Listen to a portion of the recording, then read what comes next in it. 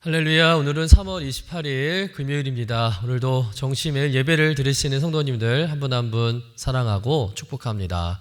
다 같이 사도신경으로 우리의 신앙을 고백하며 예배의 자리로 나가겠습니다.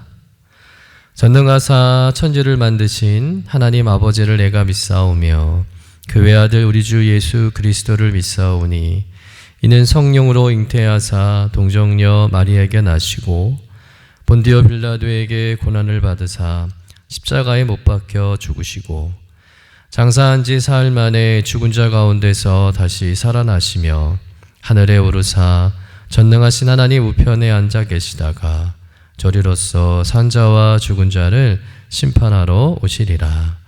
성령을 믿사오며 거룩한 공예와 성도가 서로 교통하는 곳과 죄를 사하여 주시는 곳과 몸이 다시 사는 곳과 영원히 사는 것을 믿사옵나이다. 아멘. 다 같이 찬송가 393장 오 신실하신 주 우리 함께 찬송하겠습니다.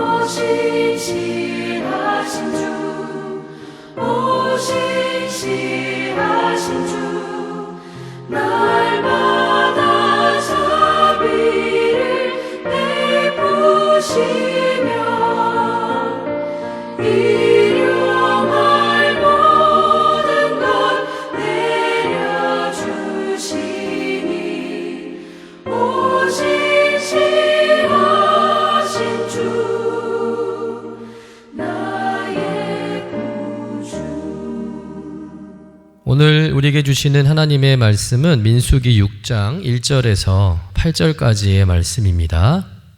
함께 받들어 읽겠습니다. 여호와께서 모세에게 말씀하여 이르시되 이스라엘 자손에게 전하여 그들에게 이르라.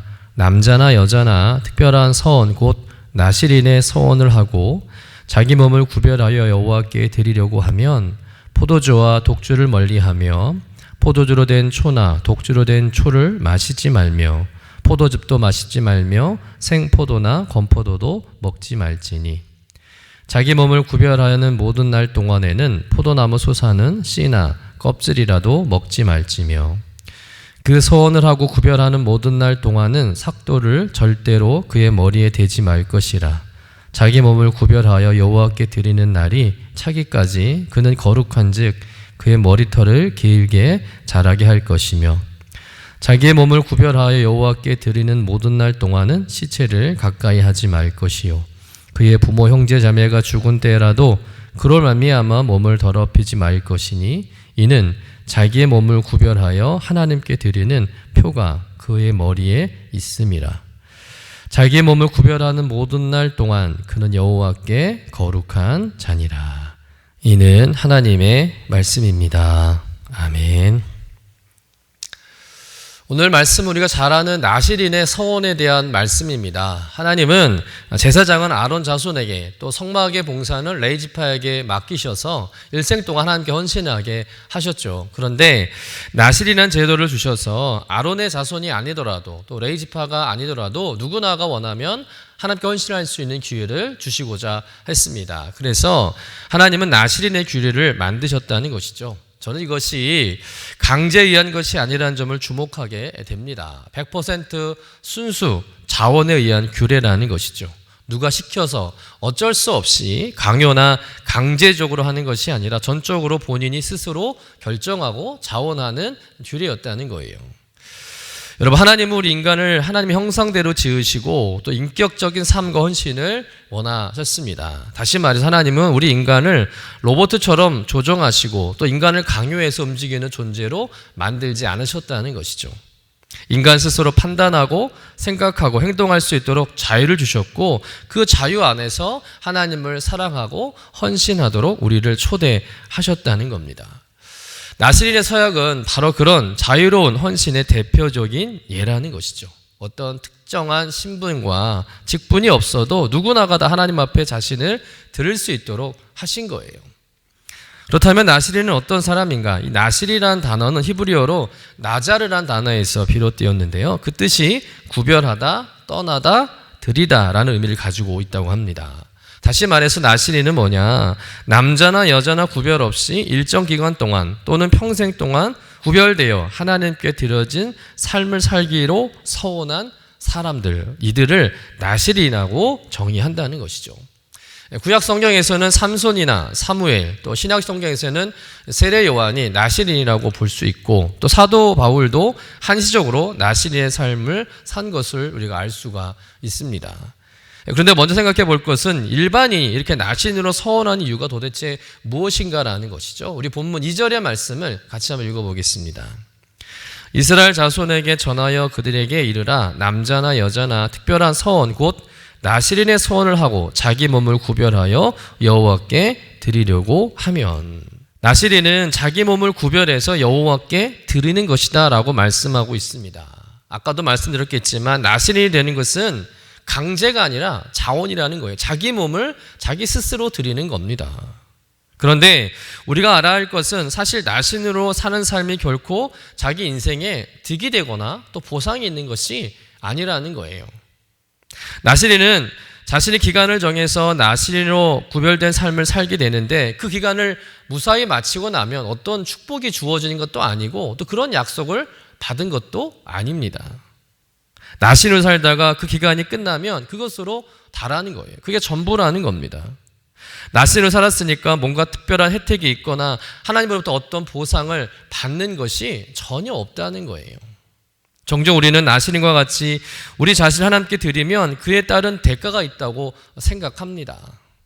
신앙생활이라는 것을 다 이런 보상의 차원에서 생각한다는 것이죠. 기도하고 예배드리고 헌금하고 봉사하는 모든 것을 다 축복을 받기 위한 수단으로 생각한다는 겁니다. 그러나 오늘 나시린의 규례를 다시 보시길 바랍니다. 축복에는 어떤 대가를 바라고 하나님께 자신을 내어드리는 것이 아니었다는 거예요. 그러면 무엇 때문에 그 어려운 나시린의 삶을 살겠다고 자원하며 나서는 것일까? 여러분, 어떤 대가도 바라지 않고 철저하게 구별된 삶을 살겠다고 나선다면 그 이유는 한 가지죠. 오직 하나님을 향한 사랑뿐인 줄로 믿습니다. 하나님을 사랑하니까 내 자신을 드리고 싶고 더욱 가까이서 하나님을 섬기고 싶은 마음뿐이라는 거죠.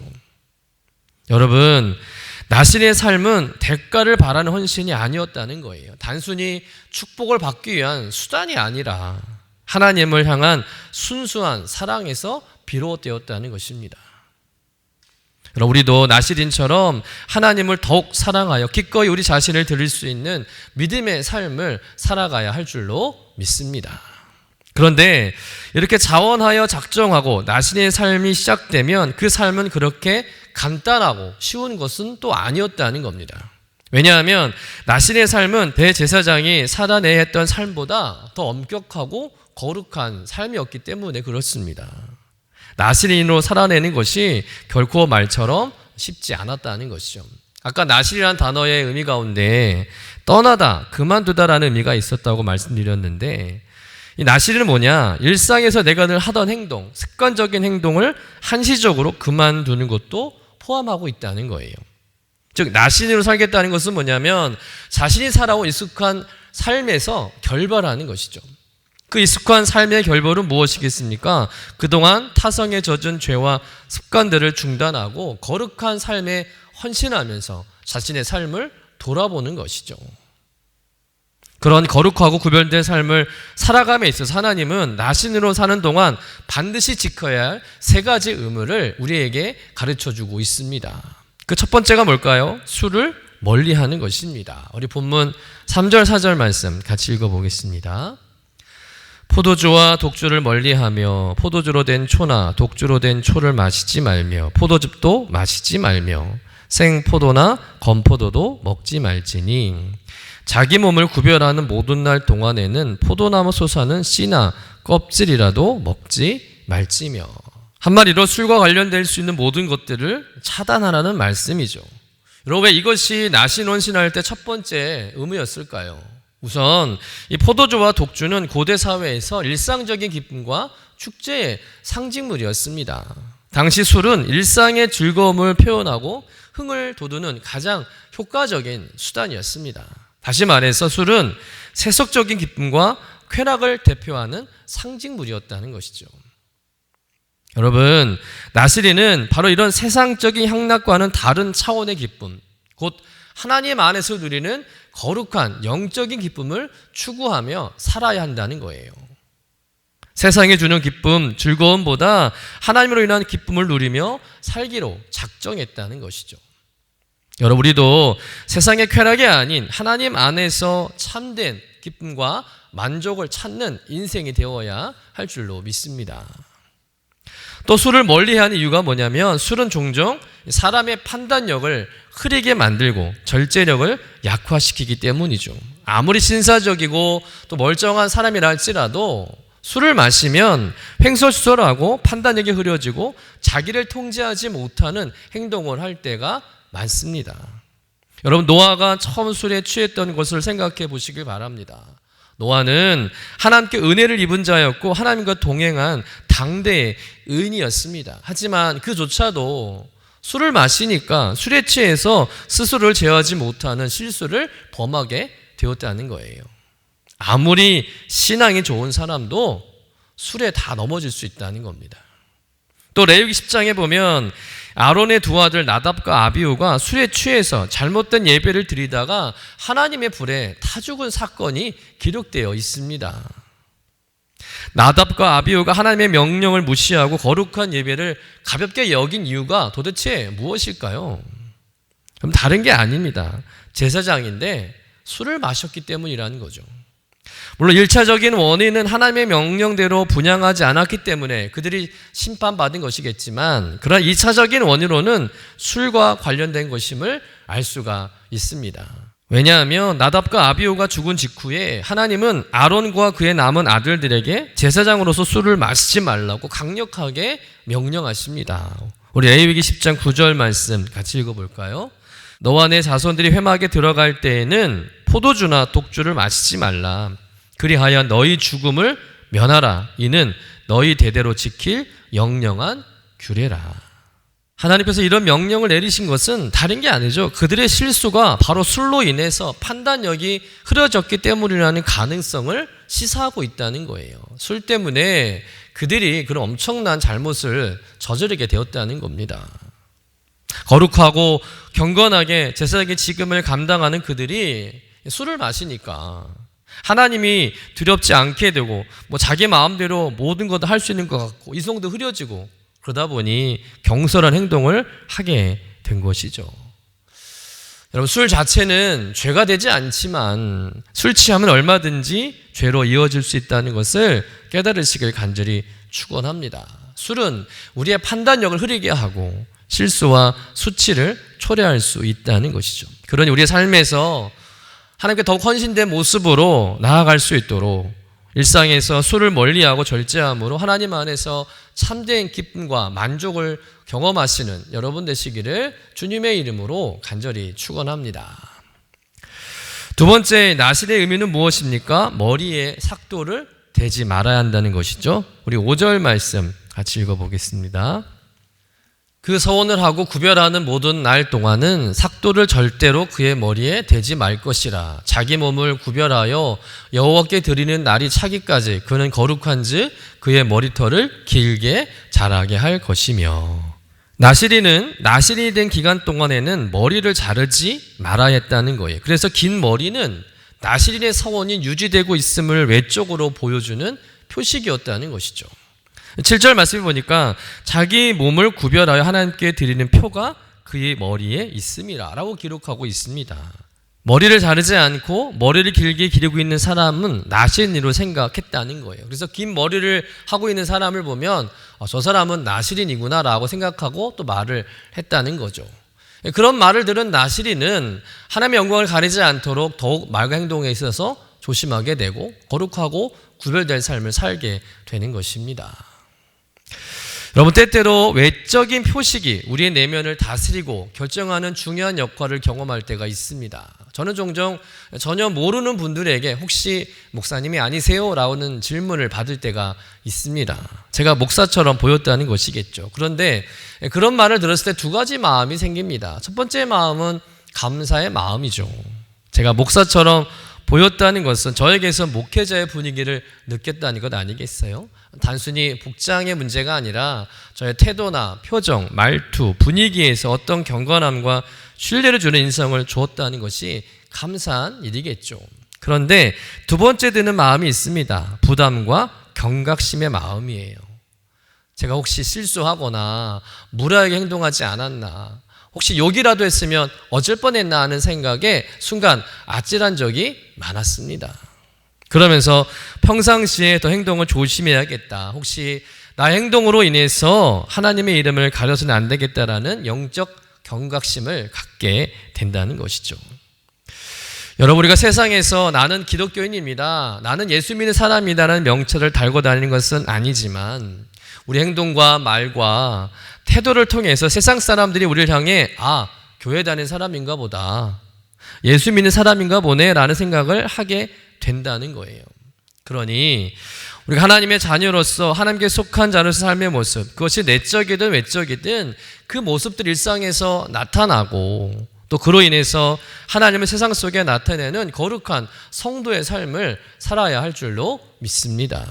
여러분, 세상 속에서 하나님의 자녀라는 그 표식을 당당히 드러내고 살아가는 성도님 되시기를 주님의 이름으로 간절히 축원합니다.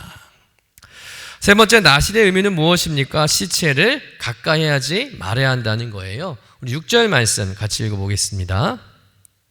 자기의 몸을 구별하여 여호와께 드리는 모든 날 동안은 시체를 가까이 하지 말 것이요. 나시린은 나시린이 된 기간 동안에 시체를 가까이에서는 안 됐습니다. 심지어 부모와 형제, 자매가 죽었을지라도 그 시체와 접촉함으로 인해 자신을 더럽히지 않는 것이 규율이고 의미였다는 거예요. 그래서 나시린은 가족의 장례식에도 참여하지 못했습니다. 그럼 왜 하나님은 나시린에게 시체를 가까이 하지 말라고 하셨을까요? 구약의 율법에서 시체를 만지는 것이 부정한 것으로 여겨졌기 때문이죠. 레위기 21장 1절의 말씀입니다. 여호와께서 모세에게 이르시되 아론의 자손 제사장들에게 말하여 이르라 그의 백성 중에서 죽은 자를 만짐으로 말미암아 스스로를 더럽히지 말려니와. 당시 모세의 율법에서 죽음은 부정한 것으로 간주되었습니다. 그런데 나시린은 하나님께 특별히 헌신된 자였기 때문에 이 세상의 부정한 것들과 접촉하지 않음으로써 율법을 준수하고 하나님의 거룩함을 지켜야 하는 사명이 있었다는 것이죠. 또한 시체를 멀리한다는 것은 한편으로 나신이 일이라면 세상적인 또 인간적인 슬픔 앞에서도 하나님을 향한 헌신이 흔들려서는 안 된다는 의미도 포함하고 있다고 볼 수 있습니다. 죽음은 인간에게 가장 현실적인 슬픔이고 큰 아픔입니다. 부모님이 돌아가시는 일, 또 사랑하는 가족을 잃는 것만큼 애통하고 마음이 무너지는 일은 없지요. 만약에 나신을 헌신하는 동안에 부모님이 돌아가셨습니다. 그러면 나신을 포기하고 장례를 치료하는 것이 맞을까요? 아니면 나신으로 작정했기 때문에 슬프고 힘들어도 부모님의 장례에 참여하지 않는 것이 맞을까요? 원칙적으로는 하나님과 관계가 최우선이라는 거예요. 부모님이 돌아가셨어도 장례식에 참여하지 못하는 겁니다. 오늘날 가치관에서는 이해하기 힘든 일이겠지만 이 당시에는 하나님께 드려진 인생이라면 하나님이 또 하나님과 관계가 세상 어떤 상황과 감정보다도 우선되어야 함을 보여주는 강력한 메시지가 바로 세 번째 의무에 있었다는 거예요. 여러분, 나신으로 살아간다는 것은 자기 삶의 많은 것들을 포기하고 또 하나님과 관계가 최우선임을 여기고 하나님께 헌신된 자로서 먼저 하나님께 자신을 드려야 했던 것입니다. 하나님이 먼저였던 거예요. 하나님이 인생의 최우선이었다는 것입니다. 마찬가지로 우리가 하나님께 드려진 삶이라면 우리의 영적인 삶에서도 하나님과의 관계가 흐트러지거나 흔들리는 일이 없어야 한다는 것입니다. 때로는 세상의 걱정과 현실적인 어려움이 우리의 믿음을 약하게 만들 수도 있습니다. 때로는 세상의 많은 유혹과 시험으로 인해서 우리의 다짐이 흔들릴 때가 있습니다. 그러나 그 모든 상황 속에서도 하나님을 가장 우선순위에 두고 거룩한 관계를 유지하는 것이 참된 신앙의 모습이라는 거죠. 여러분, 우리는 모두 하나님의 부르심을 받은 사람들인 줄로 믿습니다. 그 부르심에 합당하도록 또한 그 하나님 향한 우리 헌신이 결코 흔들리지 않도록 하나님께 들어진 자로서 항상 하나님을 최우선을 두고 살아가는 성도들이 되어야 할 줄로 믿습니다. 그러나 그 일이 우리 힘과 능력만으로는 턱없이 부족하겠죠.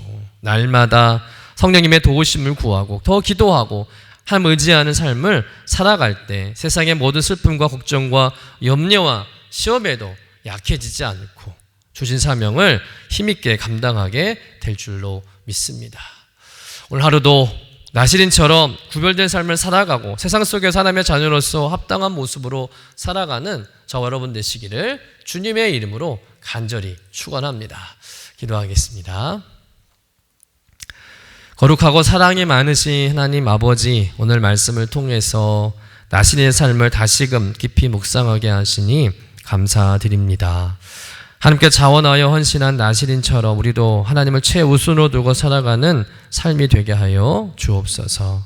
때로는 세상의 즐거움이 우리를 유혹하고 때로는 현실적인 어려움이 우리의 믿음을 흔들 때가 있지만 그러나 그 모든 순간 속에서도 하나님을 가장 먼저 붙들게 하여 주옵소서. 세상의 기쁨이 아닌 하나님께 주시는 영원한 기쁨을 누리는 인생 되게 하여 주옵소서. 하나님, 우리의 신앙이 단순한 의무감이나 대가를 바라는 헌신이 아니라 오직 하나님을 향한 순수한 사랑에서 비롯된 헌신이 되게 하여 주옵소서.